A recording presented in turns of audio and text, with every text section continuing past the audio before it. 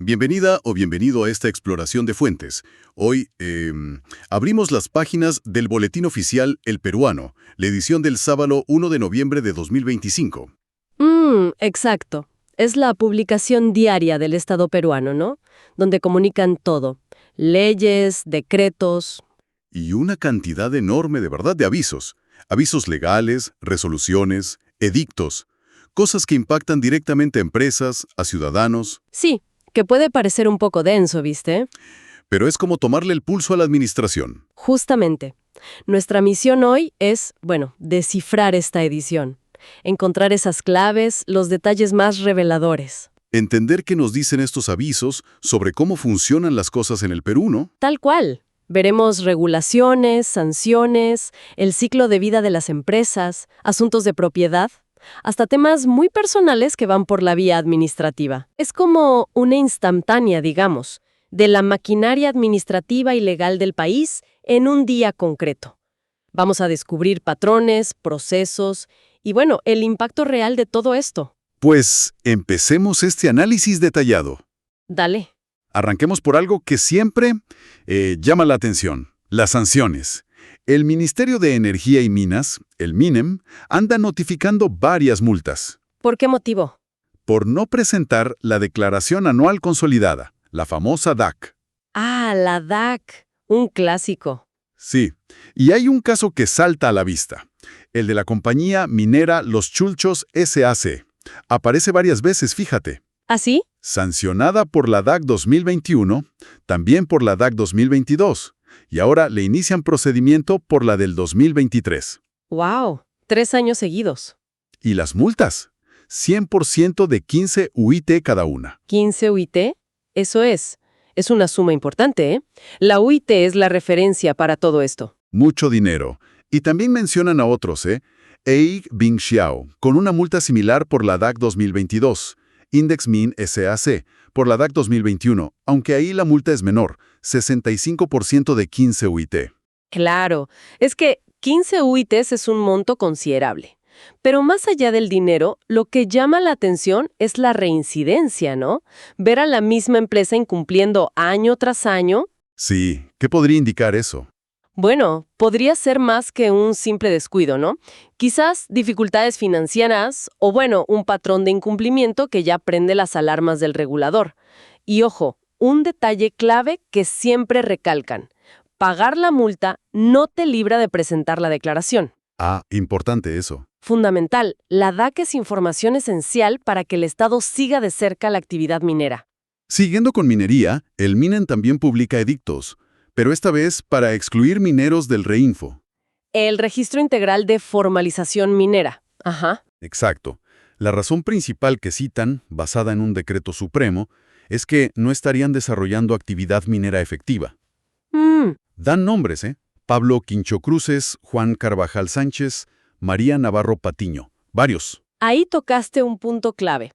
El REINFO es como el pilar del esfuerzo para formalizar la pequeña minería, la artesanal. Claro. Entonces, estas exclusiones, que según vienen después de verificaciones en campo, demuestran que el Estado no solo inscribe, sino que, comprueba si realmente cumplen las condiciones.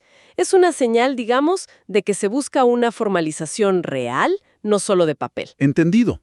Y esta supervisión no es solo en minería, ¿verdad?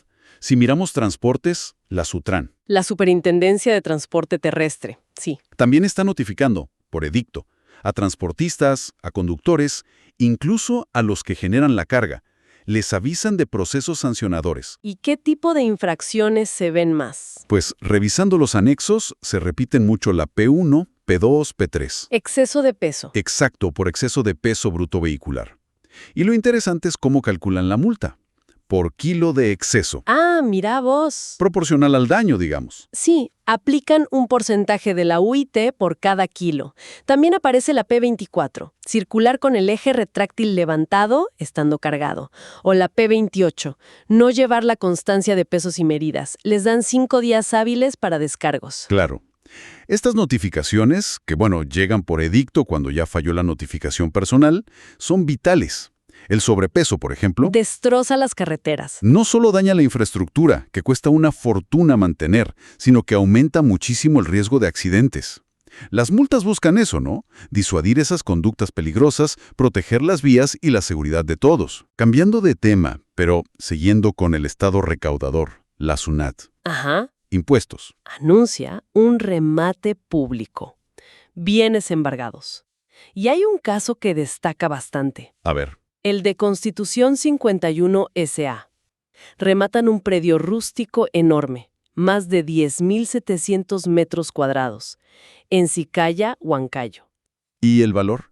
La tasación supera el 1,5 millones de soles. Y el precio base para empezar la puja es ese 1.188.477.11 centavos. Una cifra importante. Y un detalle que me llamó la atención. El aviso dice que la venta está grabada con IGB. Interesante eso del IGB. El remate, bueno, es la última etapa de la cobranza coactiva, ¿no? El mecanismo del Estado para cobrar deudas tributarias usando los bienes del deudor.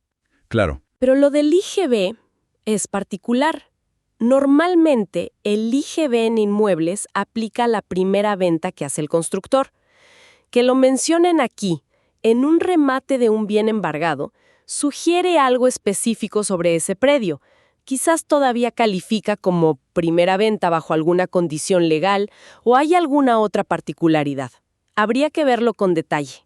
Bueno, dejamos las sanciones y cobranzas. El boletín también refleja mucho la dinámica empresarial, ¿no? Totalmente. Nacimientos, cambios, finales. Exacto. Vemos varios avisos de disolución y liquidación de sociedades. El cierre de ciclo de una empresa. Sí. Empresas de rubros variados. Inmóvil, SAC, servicios. Comercialización, distribución de alimentos Diegos SRL, alimentos. Inmobiliaria Ocoña SRL, inmobiliaria, entre otras. Cada aviso nombra a un liquidador específico. Es un proceso súper regulado por la Ley General de Sociedades, el artículo 412 si no me equivoco, y la publicación en el peruano es un paso legal clave, indispensable. ¿Por qué es tan importante publicarlo? Porque informa públicamente a todos los interesados, acreedores, clientes, proveedores. O sea, les dice, esta empresa cierra definitivamente y empieza un proceso ordenado para vender lo que tiene, pagar deudas y, si sobra algo, repartirlo entre los socios. Transparencia total. Entendido. Otra figura que aparece bastante, los fideicomisos. Ah, sí. Una herramienta muy útil. Mencionan entidades como TMF Fiduperú, la fiduciaria, actuando como fiduciarios, como administradores. Exacto. Y los fines son de lo más variado, ¿eh? Vemos una entre la Universidad ESAN y el Banco Santander, para administrar flujos y garantizar obligaciones. Típico uso financiero. Otro similar, la concesionaria vial Covinca y el Banco GNB. Y uno que me pareció interesante, entre la Municipalidad de Caina y un consorcio vial. ¿Para qué? Para administrar los adelantos de una obra pública. También hay fideicomisos en garantía para créditos de empresas privadas. Es que los fideicomisos son súper flexibles. Están regulados por la ley del sistema financiero. Lo esencial es que permiten como aislar ciertos bienes o flujos de dinero del patrimonio general de alguien. Crean como un patrimonio aparte. Exacto, un patrimonio autónomo dedicado a un fin específico. Como vimos, garantizar un crédito, asegurar que la plata de un proyecto de infraestructura llegue a donde tiene que llegar, o controlar cómo se usan los adelantos en obras públicas para evitar desvíos. La publicación informa que existe ese patrimonio separado. Clarísimo. Y para terminar con el mundo empresarial, otros movimientos. Por ejemplo, una transformación. ¿De qué tipo? Construcciones Centenario, EEIRL, que era una empresa individual de responsabilidad limitada, se transforma en una SAC, una sociedad anónima cerrada. Ah, un cambio de estructura común para pymes que quieren crecer o sumar socios. Sí. También una fusión por absorción. Una constructora absorbe a otra. Y operaciones financieras, un aumento de capital en Deep Pit Technology, SAC, capitalizando créditos. O sea, convierten deuda en capital. Una reestructuración. Y a la inversa, Una reducción de capital en Inversiones Inmobiliarias del Cáucaso S.A. Son reflejos de la vida corporativa, ¿no? Transformaciones, fusiones, buscan economías de escala, nuevas estructuras, simplificar. Los aumentos de capital, sobre todo si son por capitalizar deudas, pueden indicar reestructuraciones o inversiones. Y las reducciones, bueno, pueden ser por varias razones. Devolver aportes a socios, ajustar el capital a la realidad de la empresa.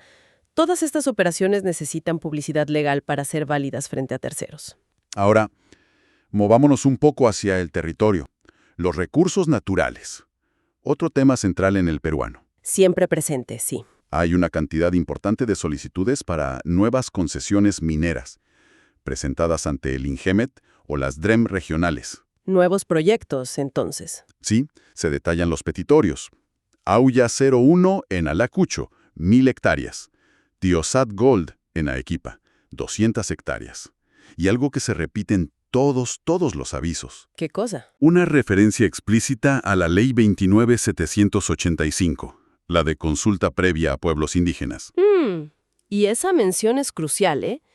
El propio aviso suele aclarar algo fundamental, que tener el título de la concesión minera no te autoriza, por sí solo, a empezar a explorar o explotar. O sea, el título es solo el primer paso. Exacto.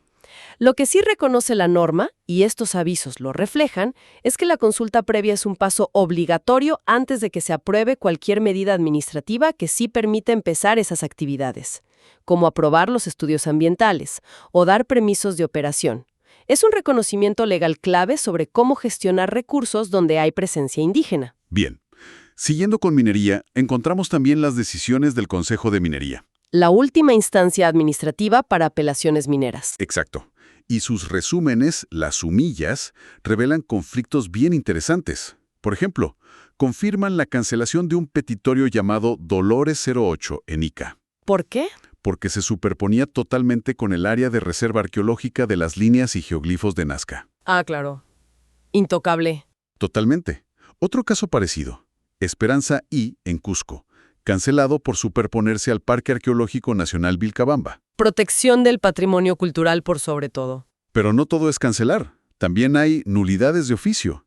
El Consejo revierte decisiones anteriores. Por ejemplo, Anulan una resolución que había declarado abandonado el petitorio Nueva Inspiración X en Ica y le ordenan a la DREM reevaluar si el solicitante cumplió o no con los plazos. esas decisiones del Consejo son importantísimas.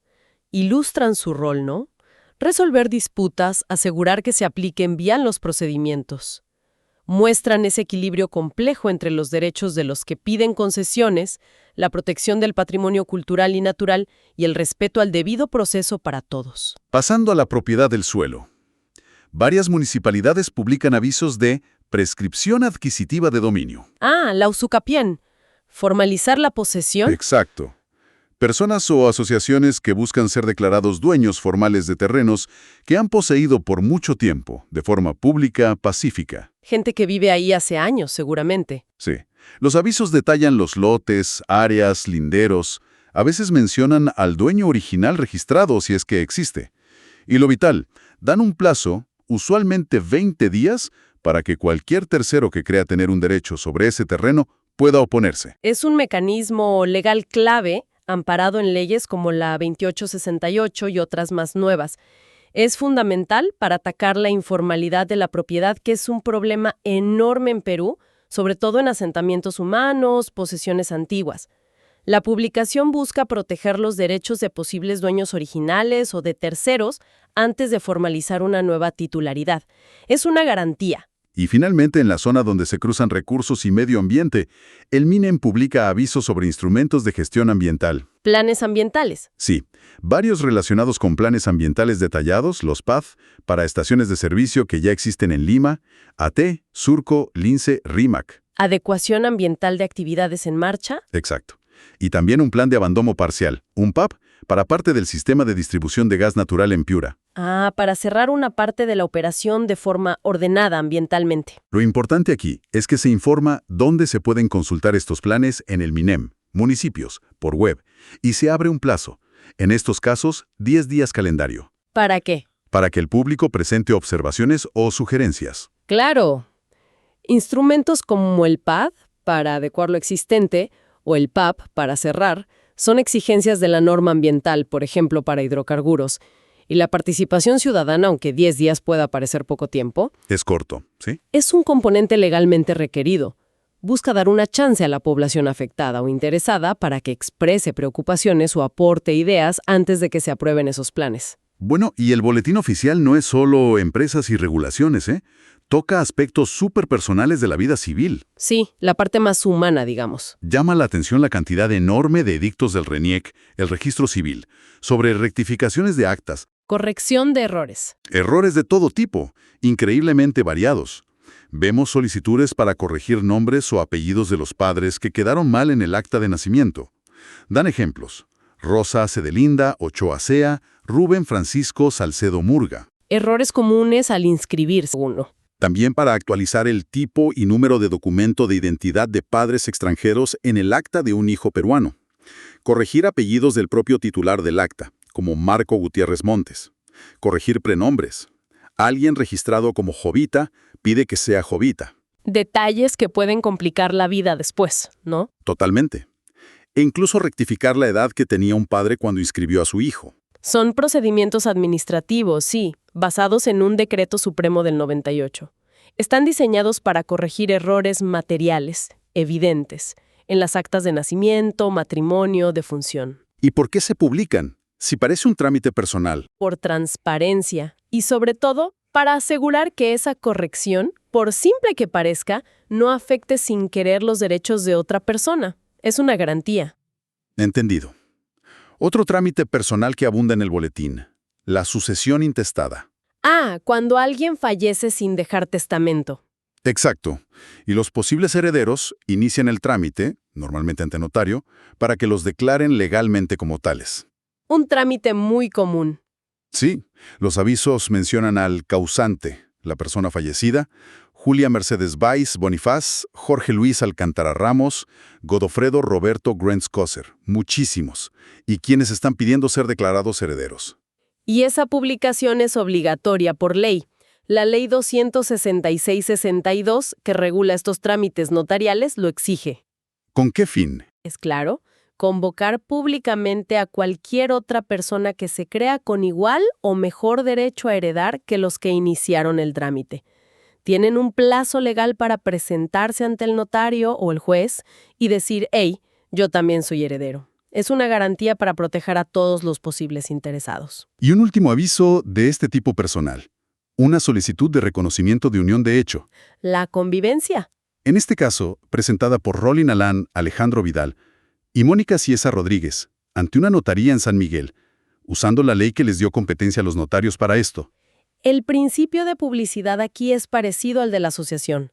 Se publica para informar a terceros por si acaso hubiera algún impedimento legal para reconocer esa unión.